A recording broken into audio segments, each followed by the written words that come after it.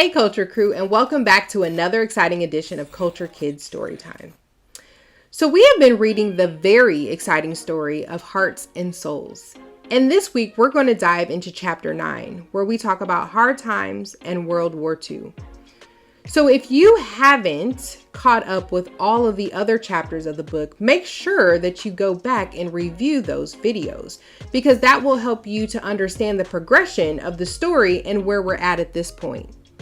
So let's dive in to learn a little bit more about how we shaped World War II and we made our impact. I learned that I was in two wars, one against the foreign enemy, the other against prejudice at home. Jackie Robinson. I love my America, and let somebody tell me it isn't mine. E.Y. McConnell Private Company, 761st Tank Battalion. My Uncle Jesse had a farm down in Alabama with horses, cows, and chickens. He raised cotton and peanuts and also had a little patch of fruit and vegetables. Uncle Jesse and his family had made a good life for themselves out there in the country. Most of his neighbors were white folks, but there were a few black farmers sprinkled about. He often had trouble with his white neighbors because they considered him competition. In the South, black folks had to be careful about doing too well. If they raised a better crop than their white neighbors, their crops and mills could end up in flames. For a spell, there were quite a few black planters in the South, but that changed when the bull weevils came back. Folks like Uncle Jesse had to switch crops and move away or start over. Southerners still depended on the cotton industry, so they had some real hard times when the planters left. Most Northerners worked in factories, earning much more than Southerners who still mostly lived in the countryside and worked on farms. Very soon, things got even harder. On Thursday, October 24th, 1929, the U.S. stock market crashed. Only one day before, business was great and stocks were traded at higher prices than they had ever been. But that Thursday, Americans could only watch as the market fell and stockbrokers panicked, selling the same stocks for pennies on the dollar. Banks, mines, and other businesses went bankrupt. Soon the country was plunged into a very bad economic time called the Great Depression. Millions of people lost every nickel they kept in the banks, and many more lost their jobs and then their homes. Black folks were hit especially hard. Many were thrown off the land that they had worked and were forced to live in poverty. Some Southerners were able to keep their jobs because the cost of labor was much less than up north, but their pay fell so low it wasn't enough to live on. Millions of people were scared and hungry. Everywhere there were long food lines, and people in New York who had lost their homes set up tents in city parks. To make things worse, there was a drought in the Midwest. Crops dried up and farmers were forced to abandon their land. People looked for help from the government, but the folks on Capitol Hill couldn't do much. The hard times lasted for about 10 years. All the while, Adolf Hitler, the new leader in Germany who had come into power in 1933, started making trouble in Europe. It was only the beginning of something bigger than anyone could have ever imagined. In the late 30s, a young black boxer by the name of Joe Louis fought a German fighter named Max Schmeling.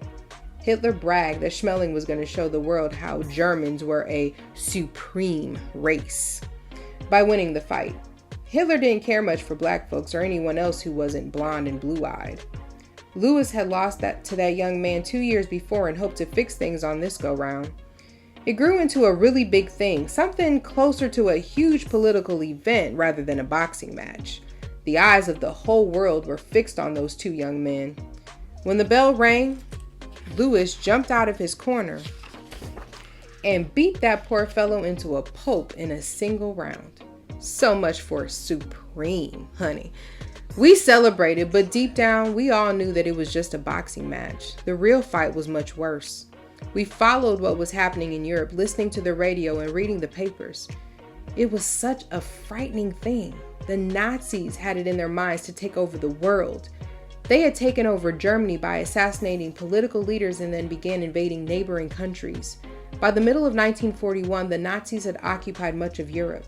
And even worse, there were rumors that they were murdering the Jewish people by the thousands, shooting, starving, gassing, and burning those poor people to death. America tried hard to stay out of it. But then on Sunday, December 7th, 1941, Japanese planes flew over to Hawaii and bombed our naval base at Pearl Harbor, killing thousands of our servicemen in a surprise attack. We couldn't stay out of it anymore, honey. It was time to saddle up and fight. The next day, President Franklin Roosevelt declared war on Japan, and every person in America was behind him. Young men and women from every state signed up to serve in the war, and many more were drafted. Lord knows I couldn't go, as I had to take care of my own children, but my 2 younger brothers went off to that war. Not that I wanted them to go, mind you. It was the hardest thing in the world. But I understood why they wanted to go and what they'd been fighting for. So we gave them our blessing and prayed we'd live to see them come home. There were some white folks who thought this was a white man's war and turned black folks away when they signed up.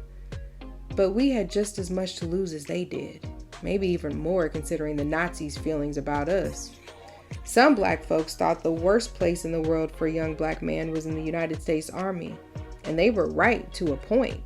Black soldiers were at the mercy of their white superiors, some of whom were Southerners who didn't like black folks. They were segregated from white soldiers and sent to the front in the battle, or made to swab the decks, cook, clean, and unload weapons from the ships. That wasn't the service they signed up for.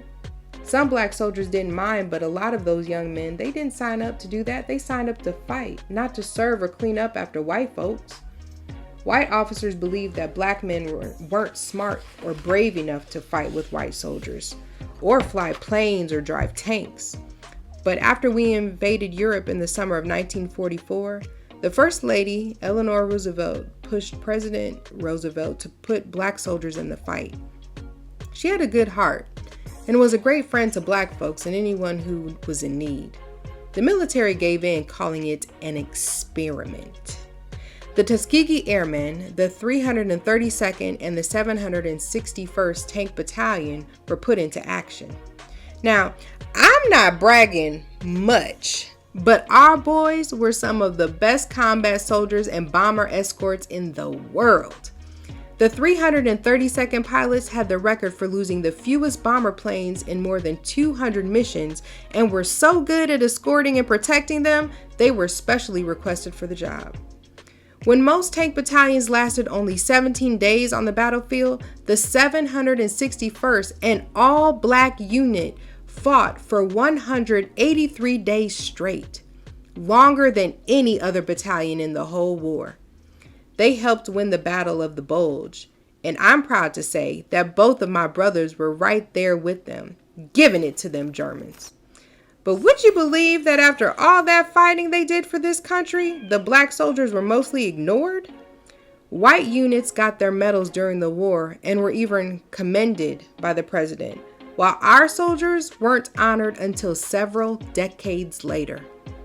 It didn't make sense. We had gone to war for our country to stop racist people from taking over the world, and yet at home, Jim Crow held us in his grip just as tightly as before. When the war was over, both of my brothers returned and saw that nothing had changed.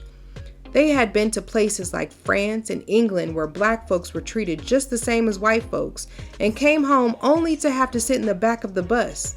We figured if our soldiers were able to fight and defeat racism overseas, why couldn't we do it here? Their stories about equality in Europe let us know that this kind of thing was possible.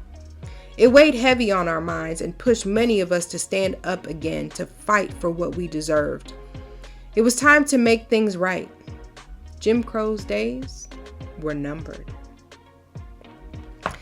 So in this section, we talk about World War II and how, there's always been this idea that black people were inferior to white people, and, we weren't good enough to fight in the war, or we weren't smart enough, or we weren't able to handle it. And we proved them wrong time after time with our resilience, our ingenuity, our ability to be the best at whatever we touch.